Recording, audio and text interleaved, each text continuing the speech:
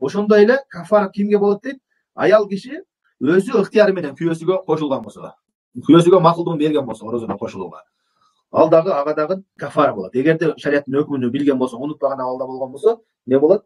Ага дагы кафара болот дейт. Бирок туура ой боюнча айттык, эркек кишиге кафара болот. Ал эми аял киши өзү каалаган абалда каршылык кылбай кошулган болсо, ал ошол күндүн казасына кармайт, күнөөкөр болот, Аллах Таала тооба кылыш керек. Бирок аял киши үчүн кафара жок. Ал эми эркек үчүн кафара болот, жана тооба кылыш керек, жана казасын да кармаш керек.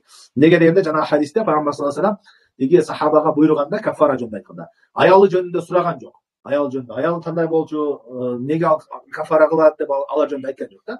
Ушундай эреже бар. Тахирул баян ан вактил хажа мухаррам дейт да. Пайгамбарыбыз саллаллаху алейхи вассалам ошол жерде сахабаларга өкүмдү баяндоо зарыл болчу да ошол кезде. Тиги аялынын өкүмүнө алда кафара кылабы кылбайбы деген зарылдык болчу. Ошого карабастан Пайгамбар саллаллаху алейхи вассалам баяндабай таштадыбы?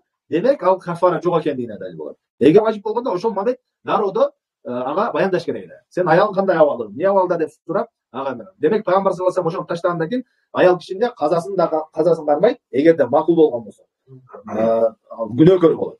Ал эми эркек киши болсо 3 нерсе. Тооба кылыш керек, күнөөкөр болот. Анан казасын да кармайт, анан кафара да кылат. Эгерде кафарага күчү жетпесе, азыр келет ал. Эми кафара деген эмне дегенди айтып атат? Момун болгон кулду азат кылуу. Эгерде аны таппаган болсо 2 ай катарынан орозо кармоо. Эгерде ал да колунан келбесе, 60 керейди тойгозо. Эгерде аны да таппаган болсо, башка кафарадан айырмаланып бул эмне түшөт дейт. Неге дегенде, жана хадисте ошондой келген.